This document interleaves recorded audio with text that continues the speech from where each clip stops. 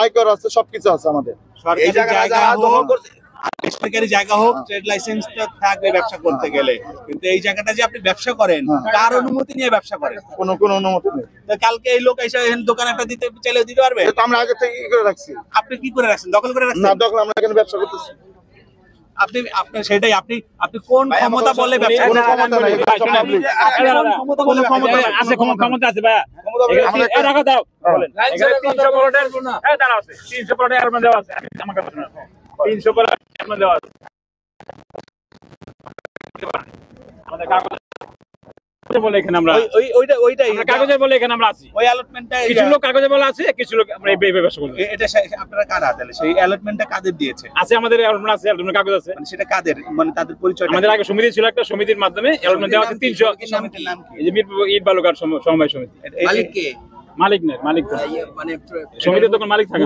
সমিতির মূল কে? এটা কি সেলিম ভাই? এটা কি সরকার থেকে আপনারা নিছেন? জি জি। কিভাবে নিছেন? অ্যালটমেন্ট দিয়ে সরকার আমাদের অ্যালটমেন্ট দিছে আপনাদেরকে সরকার? যখন এই ছিল খালেক সাহেব ছিল তখন। এটা কতদিন আগে? এই 35 বছর 100 প্লট দিছে, আর বাকি প্লট দিতে পারে নাই। কাগজ আছে আমাদের, কিন্তু এই কাগজের বলে আমরা কিছু আছে, আমরা জায়গা আছি। এটা বলছে যে ক্লিনার্স পল্লী, তাই না? ক্লিনার্স পল্লীদের জায়গা, এটা সিটি কর্পোরেশনের পক্ষ থেকে বরাদ্দ করা হয়েছে। ক্লিনার্স পল্লী আমাদের যে নিচে ওটা আমাদের দিতে হবে নাকি? আমাদের দিতে হবে না? আমাদের যে অ্যালটমেন্ট দিছে কাগজগুলো আমাদের আছে, আমাদের দিবে তো 300 প্লট। আপনাদের ওটা কি এখন মানে আছে নাকি? আমরা যে হাইকোর্টে রায় হয়েছে আমাদের, আমরা রায় পেয়েছি। জি, আচ্ছা। তাহলে এখন আমি যেটা বলতেছি, তাহলে এই ভাই কি এলওটি? আপনি কি এলওটি এখানে? হ্যাঁ, এলওটি নাম আছে? হ্যাঁ, এলওটি আছে, সবই আছে। আচ্ছা, তাহলে আপনারা সেগুলো নিয়ে আপনারা কি কাগজপত্র আমাদের সময় দেন নাকি? আপনি আমরা তো সবাই ঘুমিয়ে রয়েছি, আমরা সবাই ঘুমিয়ে রয়েছি, আমরা তো রাত জাগি। আমরা জানতাম। আচ্ছা, আপনি আপনার কথা বললেন আর কি। কিছু লোক আবার বলতেছে এটা ওই যে ইসমাইল নাকি না, আমরা সারা বছর ধরে জানি এটা ইজারা। আমি বলি আপনাকে, এটা হাট। আমি বলি আপনি এই যে হাটের সামনে জায়গা আছে, ওটা আপনার জেলা পরিষদ জায়গা, ওটা নিচে ইজারা, ইসমাইল ওনার ইজারা কাগজ আছে, ঠিক আছে?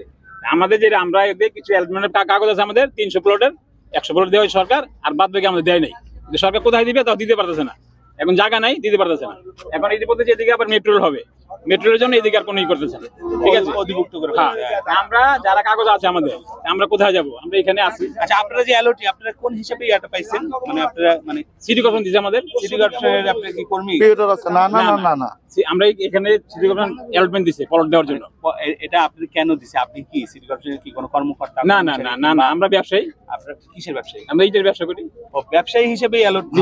এটা কি সারা জীবনের জন্য আপনাদের? সারা জীবনের জন্য ব্যবসায়ী হিসেবে প্লট বরাদ্দ দেয়? 300 প্লট দিছে, বরাদ্দ 300। কাগজ আছে আমাদের, দেখবেন আপনারা। সরকারি ভাবে ঘর করে দিছে, তাও সরকারি ঘরও আছে এখানে, আরো ঘর আছে সরকারি। ওকে, তাহলে এখন আর এখানে কোনো ইজারা নাই। তাহলে সিটি কর্পোরেশন যেটা করতেছে, সিটি তার মানে কি সিটি কর্পোরেশন অবৈধ কাজ করতেছে? আপনার কি মনে হয়? সিটি কর্পোরেশন দিছিল করে না, সিটি কর্পোরেশনের জায়গা আছে এখানে, এইসব জায়গাগুলো আছে।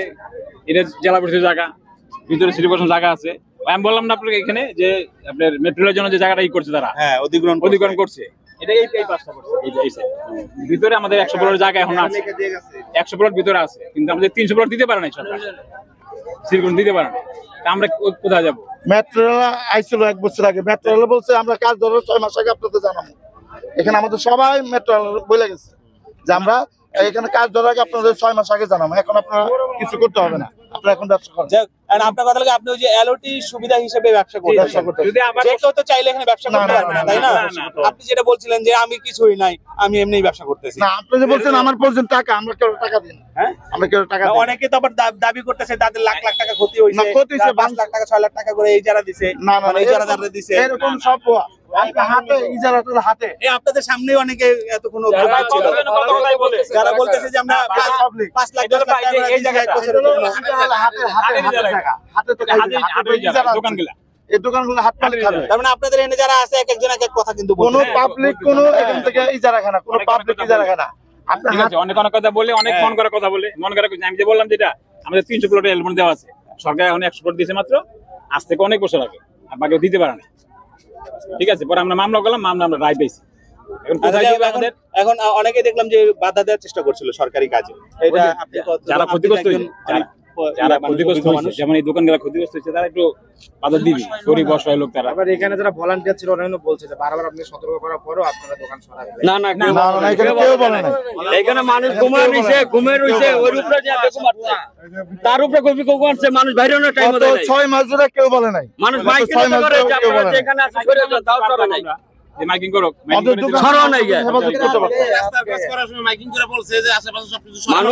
মানুষ ভোরবেলা ঘুমা রইছে মানুষ শেয়ার রেখে ঘুমা রইছে আমাদের ভাইয়া, এবার শোনো, আমাদের ওই যে আসছে কয়টা তারা? 9:30 না? সারা 9:30 10টার দিকে আসছে 10টার তখন দিকে রোডটা করে আমাদের তো গদি ছিল ওই পর্যন্ত, রোড পর্যন্ত। তখন কিন্তু আমরা সরাই দিছি। আমরা রাস্তা হইছে আমরা সবাই নিয়ে যাবে সরকার। সরকার আমরা বাজার কেমন দিবে? সরকার নিলে তো কিছু করার না, নাই। এবার মাত্র দিতে বাইতে থাকবে আমাদের নোটিশ দিছে কয়েকবার, আমরা সরে গেছি।